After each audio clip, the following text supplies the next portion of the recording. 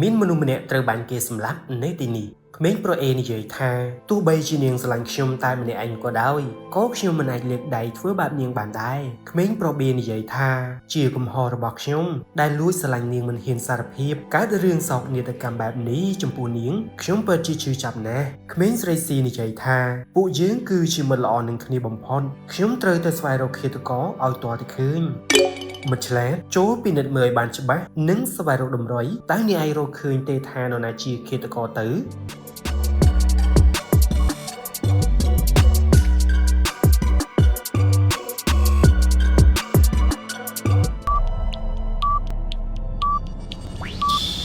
ចម្លើយក្មេងប្រុសប៊ីគឺជាឃាតករប្រសិនបើអ្នកសម្លឹងមើលទៅក្នុងកញ្ចក់ដែលនៅខាងក្រោយពួកគេអ្នកនឹងឃើញមានកូនកបិតមួយត្រូវបានលាក់នៅក្នុងហោប៉ៅខាងក្រោយរបស់គេហើយនេះជាតម្រុយបញ្ជាក់ថាគេបានលាក់បាំងការពិត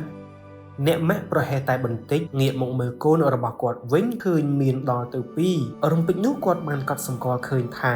កូនស្រីពិតប្រាកដរបស់គាត់មានតែម្នាក់ប៉ុណ្ណោះក្មេងស្រីអេនិយាយថាម៉ាក់នាងម្នាក់នឹងទើបតែចេញពីសមុទ្រមកទេពួកយើងនៅឲ្យឆ្ងាយពីនាងទៅក្មេងស្រីប៊ីនិយាយថានាងកំពុងតែខ្លាញ់បន្លំធ្វើដូចជាកូនគ្រប់យ៉ាងវាពិតជាគ្រោះថ្នាក់ណាស់ម៉ាក់ឆាប់នាំកូនចេញឲ្យឆ្ងាយទៅ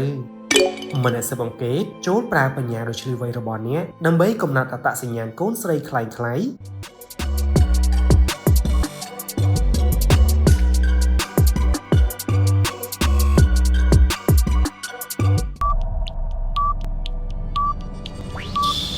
ចម្លើយ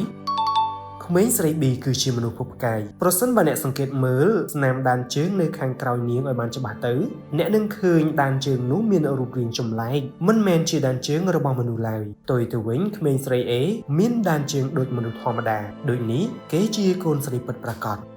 អ្នកគ្រូបានកត់សម្គាល់ឃើញថានៅទីនេះមានក្មេងម្នាក់គឺជាទាយាទបិសាចអូនតូចអេនិយាយថាអេឡេនីខ្ញុំវាលឿនខ្លាំងណាស់សាកប្រកួតគ្នាលេងទេ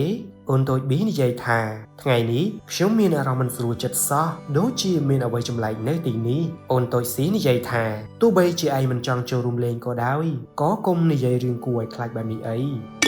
មិត្តឆ្លាតតែអ្នកសង្កេតឃើញដោយអ្នកគ្រូទេថាតើនរណាទៅដែលជាទាយាទបិសាចនោះ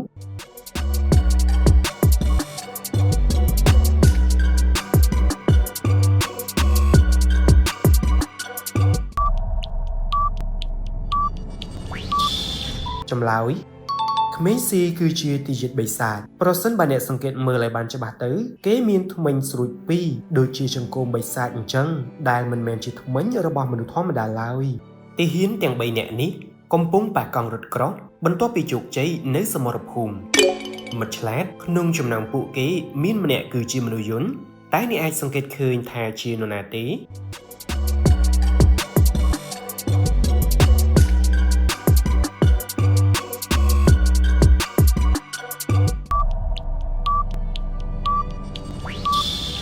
ចម្លើយបុរសស៊ីគឺជាមនុស្សយន្តបន្លំខ្លួនព្រោះគេអាចប្រើដៃម្ខាងស្រូបទាញកង់ឡានបានយ៉ាងងាយស្រួលឡានដូថ្មីស្រឡាងរបស់លោកមេបញ្ជាការត្រូវបានកូនចៅរបស់គាត់លួចយកទៅរៀនបើកបណ្ដាលឲ្យបុកដើមម្ទេសខ្ទេចអស់លោកមេបញ្ជាការសួរទាំងកំហឹងថាតើនេះជាកំហុសរបស់អ្នកណាមិត្តឆ្លាតតើអ្នកអាចសង្កេតដឹងទេ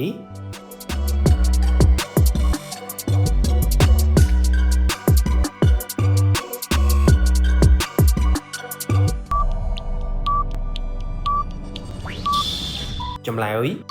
គឺអីព្រោះនៅក្នុងដៃរបស់នាងមានកាន់សោ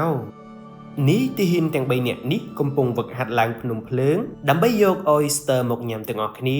មិត្តឆ្លាតក្នុងចំណោមពួកគេមានម្នាក់មិនមែនជាមនុស្សធម្មតាទេតែអ្នកអាចស្វែងរកតម្រុយបញ្ជាក់ពីអត្តសញ្ញាណរបស់គេបានទេ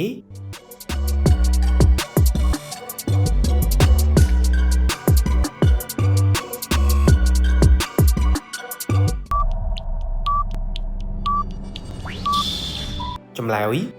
គឺ B ព្រោះជើងម្ខាងនោះមិនមែនជាជើងមនុស្សធម្មតាទេវាពិតជាចម្លែកណាស់តែនរណាជាម្ដាយរបស់ក្មេងស្រីនេះស្ត្រីអេនិយាយថាឯងជាជនបោកប្រាស់ប្រឡែងកូនស្រីខ្ញុំភ្លាមទៅពួកយើងដឹងល្បិចរបស់ឯងអស់ហើយស្ត្រី B និយាយថាតើឯងភ្នែកខ្វាក់មែនទេពួកយើងមានមុខមាត់ដូចគ្នាបេះបិណ្ឌចូលឯងថយចេញឲ្យឆ្ងាយភ្លាមទៅ មួយឆ្លាតតើអ្នកអាចជួយក្មេងស្រីម្នាក់នេះរកម្ដាយពិតប្រាកដរបស់នាងបានទេ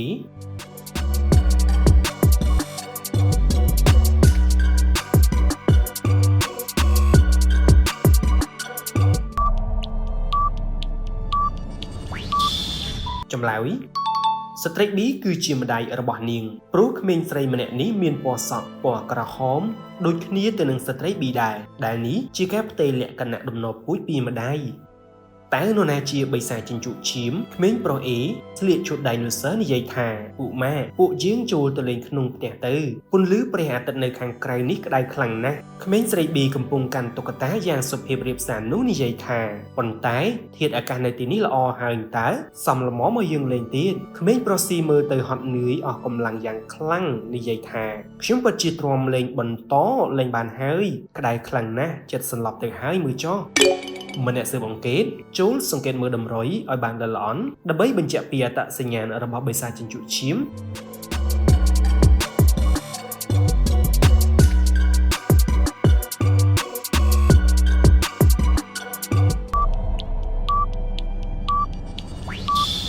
ចម្លើយគឺក្មេងប្រុស A ជាបិសាចចិញ្ចក់ឈាមព្រោះមានតែគេទេដែលជ្រកនៅក្រោមម្លប់ដើមឈើធំមួយហាក់បីដូចជាមិនចង់ចេញក្រៅប៉ះពន្លឺនោះទេព្រោះបិសាចចិញ្ចក់ឈាមមិនហ៊ានត្រូវពន្លឺថ្ងៃឡើយក្នុងចំណោមពួកគេទាំង3នេះតើនរណាជាអ ுக ្រិតជនចង់ចាប់ក្មេងឲ្យពិតប្រាកដទៅបុរស A និយាយថាខ្ញុំពិតជាចង់ត្រឡប់ទៅវ័យកុមារភាពវិញណាដោយពួកគេគិតតែពីលេងមិនខ្វល់រឿងអ្វីឡើយបុរស B និយាយថាថ្ងៃនេះពូនឹងនាំក្មួយៗទៅញ៉ាំក្រែមបុរស C និយាយថាកុំខ្លាចអីក្មេងៗពូមកទីនេះដើម្បីការពារពួកឯងទេដូច្នេះតើអ្នកអាចរកឃើញថានរណាទៅដែលជាអ ுக ្រិតជនដែលចង់ចាប់ក្មេងនៅទីនេះពិតប្រាកដទៅ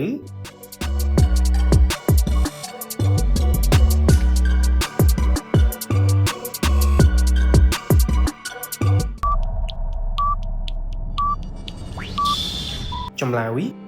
បុរស B គឺជាអ ுக ្រិតជនព្រោះនៅពីក្រោយខ្នងរបស់គេមានលក្ខកំបិតមួយដោយនេះគេមិនមែនជាមនុស្សល្អដូចដែលបាននិយាយនោះឡើយដោយឡែកបុរសបិទមុខស៊ីនឹងមានកាន់កំភ្លើងក៏ពិតមែនតែមើលទៅក្មេងៗគ្មានការផិតភ័យសោះឡើយពួកគេហាក់បីដូចជាស្គាល់សមទៅហើយដោយអ្វីដែលគាត់បាននិយាយគឺមកដើម្បីការពារពួកគេ